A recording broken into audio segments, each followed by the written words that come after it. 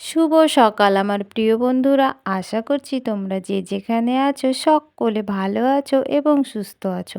নদিয়া জেলার ছোট্ট একটি গ্রাম থেকে আমি অনিতা তোমাদের সকলকে জানাই আমার ব্লগ চ্যানেলে অনেক অনেক স্বাগত আর অনেক অনেক ভালোবাসা। তো বন্ধুরা, আমি যখন ঘুম থেকে উঠেছি তখন বাজে ঘড়ির কাঁটায় ঠিক 4:45। ঘুম তো না অনেকক্ষণ আগেই ভেঙে গেছিলো। ঘুম না কিছুতেই আসছিল না, আর শুয়ে থাকতেও ভালো লাগছিল না। তা বাইরে উঠে দেখি একটু অন্ধকার অন্ধকার আছে, তা গুড্ডুকে বলছিলাম শুয়ে থাকতে, তা ও না কিছুতেই শুয়ে থাকলো না, আমার সঙ্গে উঠে চলে আসলো। তো দেখো, আমি একটু ঘোরাঘুরি করার পরে উঠোনটা ঝাড় দিতে শুরু করে দিয়েছিলাম। আর ওই যে দেখছো পুকুরের পাড় দিয়ে এক ঝাঁক সাদা বক উড়ে গেল, কি সুন্দর দেখাচ্ছিল। ওদিকে কালো কালো দেখাচ্ছিল, তার মধ্যে দিয়ে সাদা বক, বেশ ভালো লাগছিল দেখতে। আর তোমরা তো শুনতে পাচ্ছ পাশের গ্রামে কীর্তন হচ্ছে, আর আমাদের বাড়ি থেকে কিন্তু বেশ ভালোই শোনা যাচ্ছে। তাই আমি কীর্তন শুনতে শুনতে কিন্তু উঠোনটা ঝাড় দিচ্ছিলাম, আমার কিন্তু বেশ ভালো লাগছিল। আর ভোরবেলা দেখবে কীর্তন শুনতে কিন্তু খুব ভালো লাগে, মানে সবারই ভালো লাগে আর কি। তা দেখো, আমি এদিকে কাজ করছিলাম আর গুড্ডু কিন্তু আমার সঙ্গে হেঁটে হেঁটে বেড়াচ্ছিল, মানে ওর একটু ভয়ও লাগছিল যে মানে খানিকক্ষণ আগেই না আবার শিয়াল ডাকছিল। তা সেই জন্য ওর হাত ধরে ধরে আমি কাজ করতে শুরু করেছি।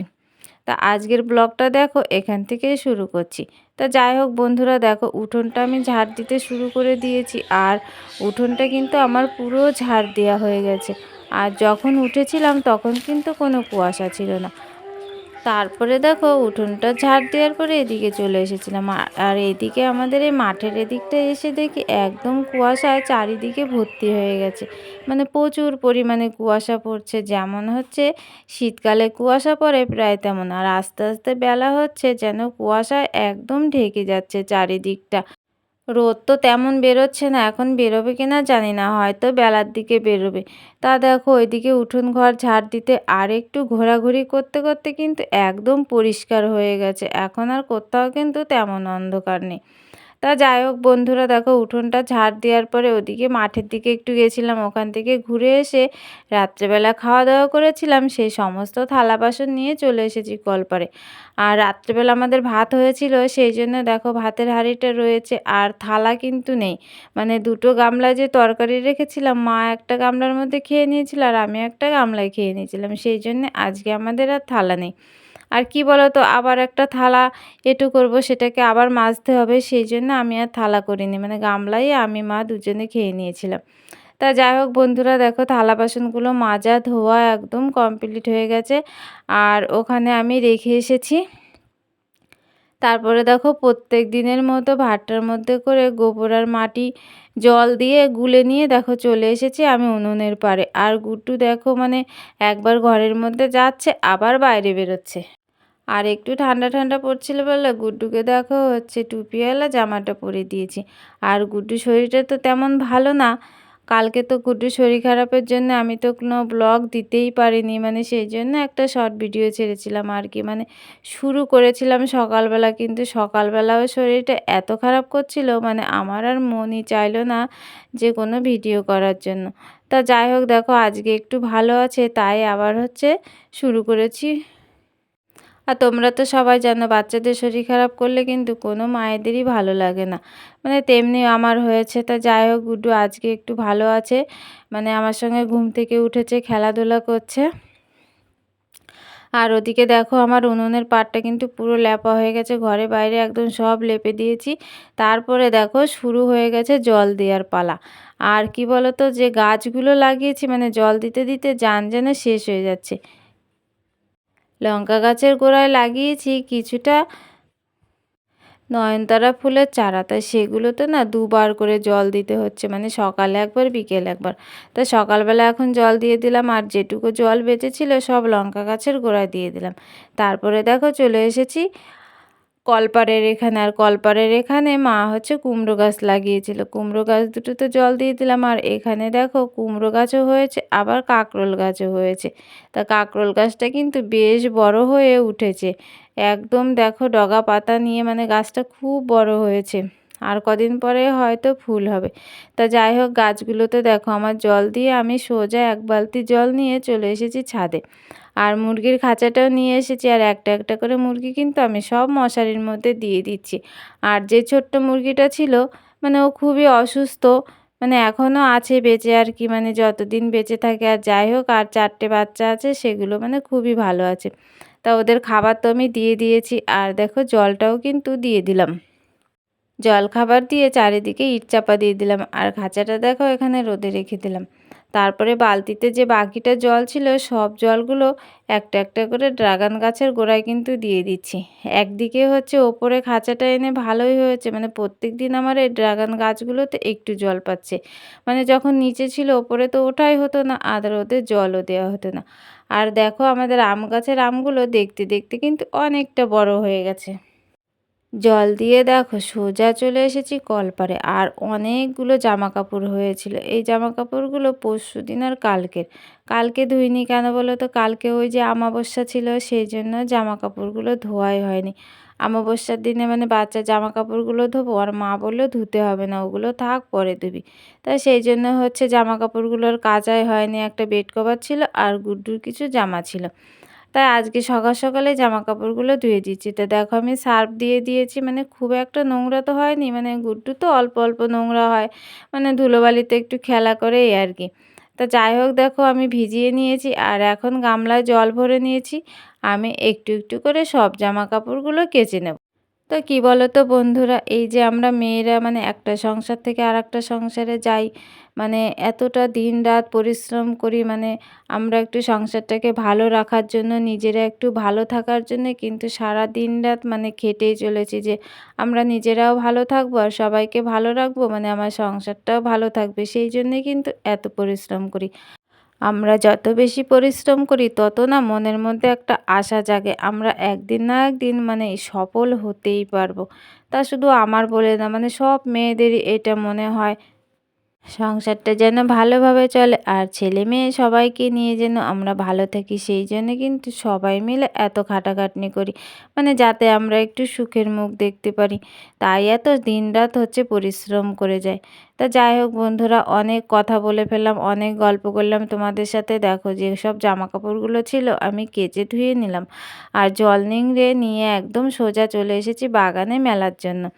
আর দেখো ওদিকে তো কাজ করতে করতে বাগানে কিন্তু রোদও এসে গেছে, তাই এখন সব জামা কাপড়গুলো এই বাগানে মেলে দেবো। ছিল ওই যে একটা ছোট্ট বেড কাভার মানে হাফ, আর আমার একটা নাইটি, আর একটা হাফ চাদর ছিল, ওটা তো অনেক দিন ধরে রয়েছে, গায়ে দেওয়া হয় না, তাই ভাবছি আজকে শুকিয়ে গেলে ওটাকে তুলে রাখবো। আর গুড্ডুর অনেকগুলো জামা কাপড় ছিল, সেগুলোকে মেলে দিলাম। তা গুড্ডু দেখো এতক্ষণ মার কাছে ছিল, এখন হচ্ছে মা হাত মুখ ধোবে, সেই জন্য গুড্ডুকে আমার কাছে দিয়ে দিল, আর আমি গুড্ডুকে নিয়ে বাড়ির দিকে চলে গেলাম। তা ওদিকে দেখো জামা কাপড়গুলো মেলে দিয়ে আমি হচ্ছে নাইটিটা ছেড়ে নিয়েছিলাম, ছেড়ে কেচে ধুয়ে দিয়েছিলাম, তারপরে দেখো চা করে নিয়েছি। আর চাটা খেয়ে আমি এখন চলে এসেছি আবার কলপারে। আর গুড্ডুকেও তো খাওয়ানো হয়ে গেছে, তাই গুড্ডু এখন খেলা করছে, আমি এগুলো এখন ধুয়ে চলে যাব সোজা রান্না করতে। তা আমার দেখো এগুলো মাজা হয়ে গেছে, এখন একটা একটা করে ধুয়ে নিচ্ছি। তো সসপ্যানটা ধোয়া হয়ে গেছে, আর গুড্ডুর যেটা খাবার রান্না করি সেটাও ধোয়া হয়ে গেছে। তো দেখো বন্ধুরা, কাপটা ধুতে ধুতে হট করে আমার হাত থেকে পড়ে গেল, আর পড়ে গিয়ে না ফেটেও গেল। তা কী বলো তো বন্ধুরা, কিছু করার নেই। এর আগে হচ্ছে একটা কাপ ভেঙে গেছিলো, গুড্ডুকে কিন্তু আমি খুব বকেছিলাম। শুধু ছোটদের কাছ থেকে হয়তো জিনিস নষ্ট হয় না, কিছু কিছু জিনিস আছে আমাদের বড়দের কাছ থেকেও কিন্তু অনেক জিনিস নষ্ট হয়, কিন্তু বড়দের বকার মতো কেউ নেই, মানে ছোটদের আমরা বকি কিন্তু বকাটা ঠিক না। তা যাই হোক, দেখো ওদিকে আমি হাঁড়িটায় মাটি লেপে নিয়েছি, আর মা আমাকে পাট শাকগুলো বেছে দিচ্ছে, আর আমি রান্না তো বসিয়ে দিয়েছি। তা দেখো পাট শাকগুলো এখন রান্না করব, আর কড়াইয়ে দিয়ে দিয়েছিলাম জল, জলটা ফুটে গেছে, আর দেখো শাকগুলো ধুয়ে কেটে রেখেছিলাম সেই শাকগুলো দিয়ে দিলাম, আর পরিমাণ মতো লবণ দিয়ে এখন একটু নাড়াচাড়া করে নিচ্ছি, আর ঢাকাটাও দিয়ে দিলাম। অনেকক্ষণ জাল দেওয়ার পরে দেখো হচ্ছে এখন ভালো করে বেশ ফুটে গেছে, আর শাকগুলোও কিন্তু গলে গেছে। তো এখন একটু ভালো করে নাড়াচাড়া করে নিচ্ছি। আর আমরা কিন্তু পাট শাকটা এইভাবেই রান্না করি, মানে দুভাবে রান্না করা যায়, এইভাবে রান্না করি আর হচ্ছে ডাল দিয়ে রান্না করি। শাকটা নামিয়ে নিয়েছিলাম, নামানোর পরে কড়াটা ধুয়ে আবার উনুনে বসিয়ে দিয়েছি, আর কড়াটা তো গরম হয়ে গেছে, দিয়ে দিয়েছি দেখো অল্প পরিমাণে সর্ষের তেল। সর্ষের তেল দেওয়ার পরে সর্ষের তেলটা গরম হয়ে গেছিলো, আর গরম হওয়ার পরে কুচিয়ে রেখেছিলাম পেঁয়াজ আর একটু রসুন। তো পেঁয়াজটা তো দিয়ে দিয়েছি, আর রসুনটা কুচাইনি, রসুনটা একটু থেঁতো করে নিয়েছিলাম। তা এখন তাকে একটু ভালো করে নাড়াচাড়া করে নিচ্ছি, মানে পেঁয়াজ আর রসুনটা যাতে একটু মানে ভাজা ভাজা হবে, তারপরে ওইগুলোকে দিয়ে দেবো। ওইগুলো বলতে পাট শাক আর কি।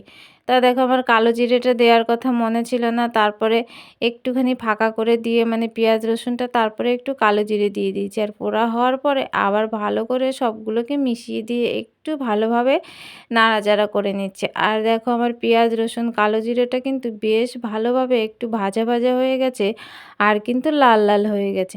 আর এখন দেখো সেদ্ধ করে রেখেছিলাম যে পাট শাকটা, সেগুলোকে আমি এখন ঢেলে দিচ্ছি। আর তোমরা এভাবে রান্না করে খেয়ে দেখবে, মানে খুব ভালো লাগে। আর ডাল দিয়েও তো বেশ ভালো লাগে। এর আগে একদিন আমি কিনে এনেছিলাম, তা সেটাকে ডাল দিয়ে করেছিলাম। আর আজকে মানে একটা কিনে এনেছি, সেটা আজকে পেঁয়াজ রসুন দিয়ে করছি।